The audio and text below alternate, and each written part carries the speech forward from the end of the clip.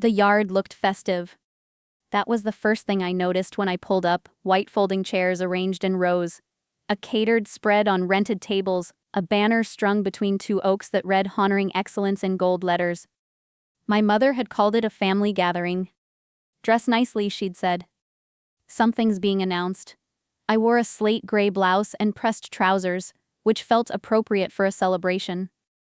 I didn't know yet that I was the exhibit.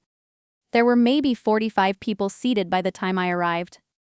Cousins, neighbors, a few colleagues my parents had known for decades, our family's long-standing accountant Gerald, who gave me a cautious nod. I sat in the second row, next to my Aunt Diane. My sister Claudia stood near the front in a cream blazer, her posture announcing something. My mother Renata hovered near the small podium my father had borrowed from his civic association. My father Bernard, he was already holding printed pages. Looking back, I should have read the room faster. But I had been trained over years to interpret their signals charitably. That was the habit I was still carrying when Bernard tapped the microphone and smiled. "We're here today to recognize Claudia," he said.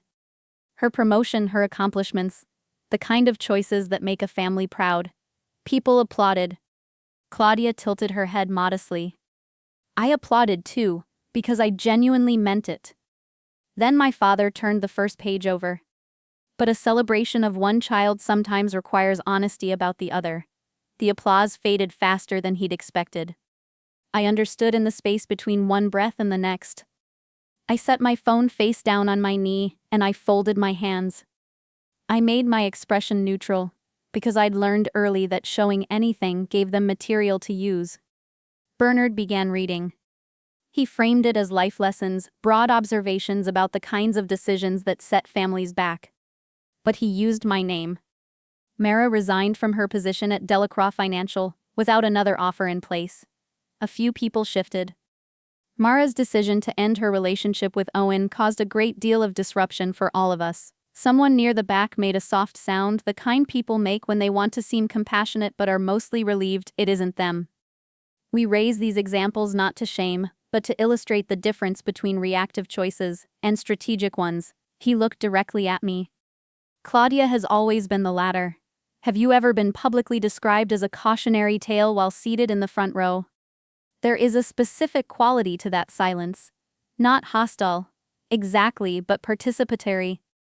The room was deciding something about me in real time, and I was expected to accept the verdict quietly.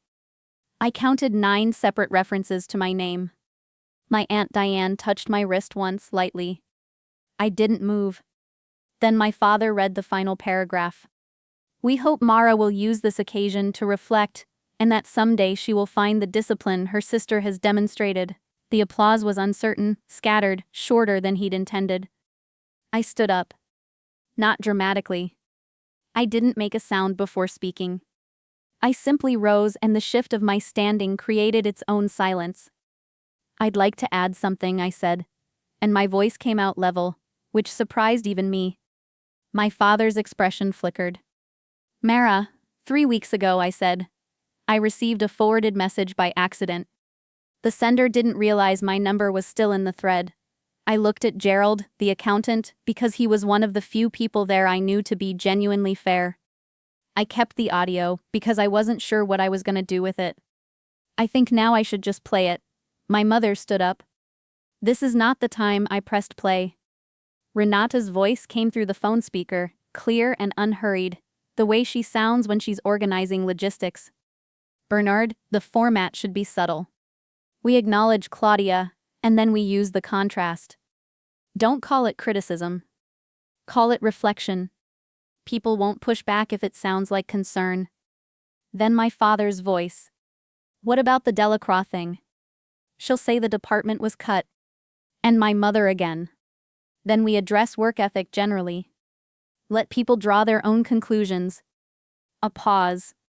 Then Claudia's voice, quieter but audible.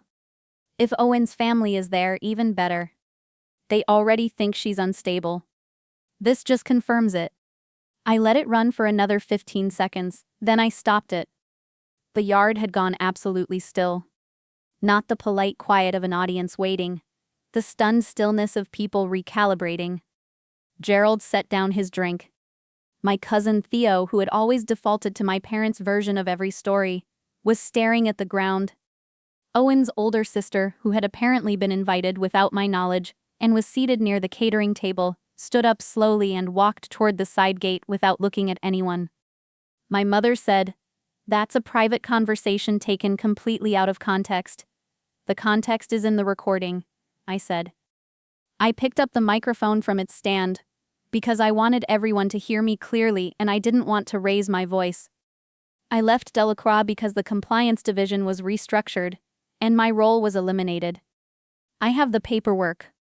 I ended things with Owen because he had been lying to me for 8 months about something I will not detail here, but which several people in this yard know about. I did not damage this family's reputation. I simply stopped pretending that certain things were acceptable. Claudia's eyes filled.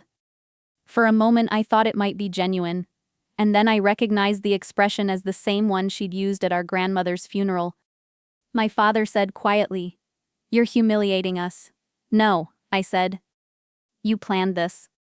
I played what you said. I replaced the microphone on its stand. I smoothed the front of my blouse. Then I picked up my bag and walked through the side gate, the same one Owen's sister had used, and I didn't look back at the tents. My car was parked on the street. I sat in it for a few minutes before starting the engine, not because I needed to compose myself. They were.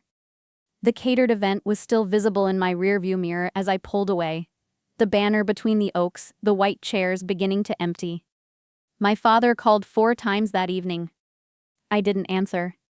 Renata sent a message to the family group thread describing a misunderstanding. 3 people left the thread without replying. Gerald, the accountant, sent me a separate text that said only, "I want you to know I heard everything. I'm sorry you had to do that." Claudia's promotion announcement never circulated the way my parents had planned. The narrative had been redirected. Owen's sister, it turned out, told him what she'd heard in the recording, specifically the part where my family had been actively reinforcing his belief that I was erratic. That information apparently reopened a conversation he'd considered closed. I don't know what he did with it. It wasn't my concern anymore. The relationship I grieved most was Diane. She called me once, said she didn't know, said she should have done something when she'd felt my wrist go rigid under her fingers. I told her I believed her. We've had coffee twice since then. It's not what it was, but it's honest, and I've decided that honest and incomplete is better than warm and constructed. I left my parents' neighborhood entirely. I rent a 1-bedroom on the north side of the city now, near a park I walk through most mornings. It's smaller than anything I grew up around, and I find that I don't miss the size. I started a position at a smaller firm 3 months after the yard event, doing the same compliance work I'd always done. My colleagues don't know my family's name. There's a specific relief in that. Therapy has helped me understand something I couldn't articulate for a long time. I wasn't angry about the event itself so much as about the years of rehearsal that preceded it. The yard was just the first time the rehearsal was public. Every "you're too sensitive and don't make this into a thing" had been a smaller version of the same script. What changed was that I finally had evidence they'd been reading from one. I'm not at peace with it, the way the word peace usually implies. I'm not serene. I'm not healed. I don't have resolution in any clean sense. What I have is clarity. And clarity, I've found, is more useful. I said 8 words in that yard. I'd like to add something. And then I played what you said. Combined with 43 seconds of audio, that was enough to end several versions of a story that had been running for years without my consent. I don't think about what would have happened if I had stayed quiet, sat through it, driven home afterward, and filed it away with everything else. I know what would have happened. I'd have another year of it stored somewhere, and at the next gathering someone would have referred back to the yard event as proof of something. Some silences protect you. Others just extend the experiment. The difference is worth figuring out before the chairs are already arranged.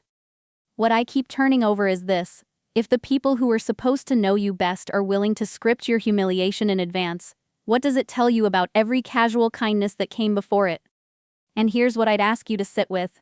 If you have ever excused a pattern because the individual moments seemed small enough, How many moments does it take before you stop counting and start recording?